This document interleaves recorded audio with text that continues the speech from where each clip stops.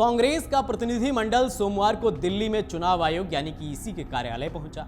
प्रतिनिधिमंडल ने पार्टी के घोषणा पत्र को लेकर प्रधानमंत्री नरेंद्र मोदी की मुस्लिम लीग वाली टिप्पणी सहित कई मुद्दों की शिकायत की और कार्रवाई की मांग की। इस प्रतिनिधिमंडल में कांग्रेस के राष्ट्रीय प्रवक्ता पवन खेड़ा, पूर्व केंद्रीय मंत्री सलमान खुर्शीद समेत कई लोग शामिल थे। खुर्शीद ने कहा कि प्रधानमंत्री अपने भाषणों में जो कहते हैं उससे हमें बहुत दुख होता है। उन्होंने हमारे घोषणा पत्र के बारे में जो कहा है वह झूठ का पुलिंदा है, हमें इससे बहुत दुख हुआ है।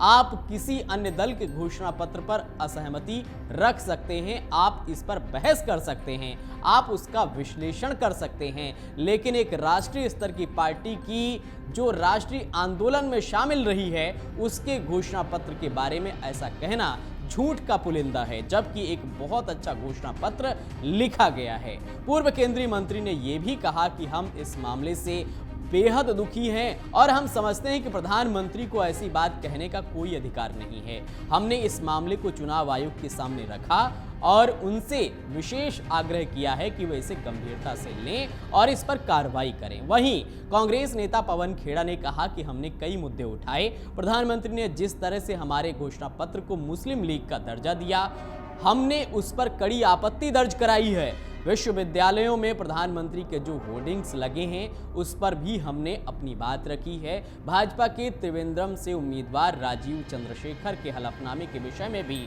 हमने अपनी बात रखी है। हलफनामे में कई त्रुटियां हैं, जानबूझकर गलतियां की गई हैं। खेड़ा ने कहा, जिन यूट्यूब चैनल को सूचना एवं प्रसारण मंत्रालय बिना बताए बंद कर रही है, ये उनके अधिकार क्षेत्र में नहीं है। क्योंकि चुनाव घोषित किए जा चुके हैं, चुनाव आयोग को इसकी सिफारिश करनी चाहिए कि वह किस यूट्यूब चैनल को हटाना चाहे या ना हटाना चाहे।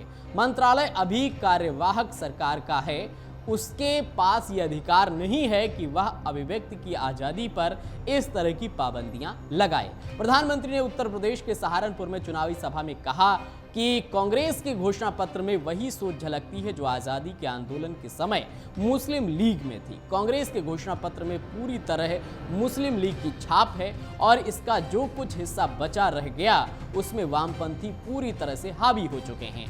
कांग्रेस इसमें दूर दूर तक दिखाई नहीं देती। इस तरह से प्रधानमंत्री नरेंद्र मोदी ने कांग्रेस के घोषणा पत्र पर सवाल खड़े किए थे। इसके बाद कांग्रेस ने भाजपा पर बांटने की राजनीति करने का आरोप लगाया था और दावा किया था कि प्रधानमंत्री ध्यान भटकाने की रणनीति अपना रहे हैं। कांग्रेस महासचिव जयराम रमेश ने कहा था, प्रधानमंत्री को अपना इतिहास मालूम नहीं है, क्योंकि कोई और नहीं बल्कि मुखर्जी ही थे जो उस समय हिंदू महासभा के अध्यक्ष थे और मुस्लिम लीग के साथ बंगाल में गठबंधन सरकार का हिस्सा थे। उन्होंने कहा कि हिंदू महासभा सिंध और उत्तर पश्चिम सीमांत प्रांत में मुस्लिम लीग के साथ गठबंधन में भी थी।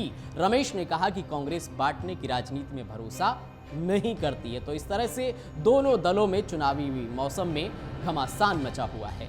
अगर आप ये वीडियो YouTube पर देख रहे हैं तो हमारे चैनल को सब्सक्राइब करें और बेल आइकन को दबाना ना भूलें। अगर आप Facebook पर ये वीडियो देख रहे हैं तो हमारे पेज को लाइक करें।